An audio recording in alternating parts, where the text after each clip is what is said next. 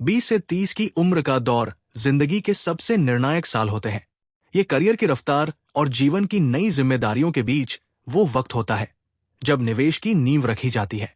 लेकिन यही वो दौर भी है जब कई फाइनेंशियल फैसले जल्दबाजी या जानकारी की कमी के कारण गलत दिशा में चले जाते हैं। नमस्कार दोस्तों, स्वागत है आपका अपने YouTube चैनल फाइनेंशियल ग्रो पर एक नए और इंटरेस्टिंग वीडियो के साथ। दोस्तों, यहाँ 10 ऐसी आम गलतियों की बात हो रही है जो युवाओं को लंबे वक्त में भारी पड़ सकती है। पहली गलती, देर से शुरुआत। इस उम्र में करियर सेट करना, पढ़ाई का लोन चुकाना, घूमना फिरना या शादी जैसे खर्च अहम होते हैं। ऐसे में निवेश को प्राथमिकता नहीं दी जाती। लेकिन इसी देरी के चलते कंपाउंडिंग का सबसे बड़ा फायदा छूट जाता है, जो कि लंबी अवधि में बड़े रिटर्न का आधार होता है। शुरुआत भले छोटी हो, लेकिन समय पर की गई पहल आर्थिक रूप से कहीं अधिक असरदार हो सकती है। दूसरी गलती, जल्दी मुनाफे की चाह। क्रिप्टो, ऑप्शंस ट्रेडिंग या डबल रिटर्न देने वाली योजनाएं कुछ युवाओं को लुभाती है। यहां जल्दी मुनाफा तो दिखता है, लेकिन इसके साथ जोखिम भी उतना ही बड़ा होता है। बिना मजबूत फाइनेंशियल बेस के ऐसे कदम नुकसान की ओर ले जा सकते हैं, खासकर तब जब पूरे फंड को ऐसे हाई रिस्क प्रोडक्ट्स में लगाया जाए। तीसरी गलती, एक ही जगह निवेश। कुछ लोग केवल स्टॉक्स, कुछ सिर्फ म्यूचुअल फंड्स या कुछ केवल रियल एस्टेट पर भरोसा करते हैं।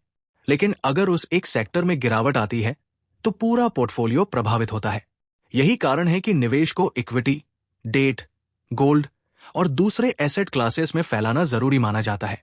चौथी गलती, बिना लक्ष्य के निवेश। जब यह तय ही ना हो कि निवेश किस मकसद के लिए हो रहा है, तो सही प्रोडक्ट चुनना और जरूरी अनुशासन बनाए रखना मुश्किल हो जाता है।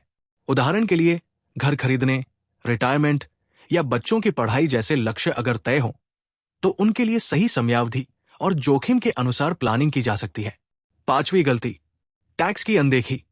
स्टॉक्स या म्यूचुअल फंड्स बेचने पर लगने वाला शॉर्ट टर्म या long term capital gain tax कई बार प्लानिंग में छूट जाता है। साथ ही टैक्स सेविंग इंस्ट्रूमेंट्स को चुनते समय भी ये नहीं देखा जाता कि वो पुराने टैक्स सिस्टम में फायदा देंगे या नए में। नतीजा ये होता है कि बचत की बजाय अतिरिक्त टैक्स देना पड़ता है। छठवीं गलती, इमरजेंसी फंड की कमी। नौकरी छूट जाए, मेडिकल इमरजेंसी आ जाए या किसी और निजी कारण से आमदनी रुक जाए। ऐसी स्थिति में अगर तुरंत कैश की व्यवस्था नहीं है, तो निवेश को नुकसान में बेचने की नौबत आ सकती है। यही वजह है कि किसी भी लंबी योजना से पहले कम से कम 3 से 6 महीने का खर्च एक सुरक्षित जगह पर रखना जरूरी माना जाता है। सातवीं गलती, गलत सलाह पर भरोसा। सोशल मीडिया, यूट्यूब या दोस्त रिश्तेदारों की बातों से प्रेरित होकर बिना गहराई से परखे निवेश करना जोखिम भरा हो सकता है। अक्सर ऐसा देखा गया है कि ट्रेंडिंग निवेश विकल्प बिना किसी ठोस बैकिंग के सिर्फ चर्चा के बल पर लोकप्रिय हो जाते हैं, लेकिन बाद में उम्मीदों पर खरे नहीं उतरते। आठवीं गलती, खुद को देर से समझना। 30 की उम्र पार करते ही ये सोचना कि अब देर हो गई, कई लोगों को निवेश से दूर कर देता है। सच ये है कि निवेश की शुरुआत कभी भी की जा सकती है, बशर्ते उसमें नियमितता और समझदारी हो। 30 की उम्र में अगर अच्छी कमाई शुरू हो चुकी है, तो निवेश की क्षमता भी अधिक होती है, जिससे कम समय में बड़ा फाइनेंशियल बेस तैयार किया जा सकता है। नवीं गलती, रिव्यू नहीं करना।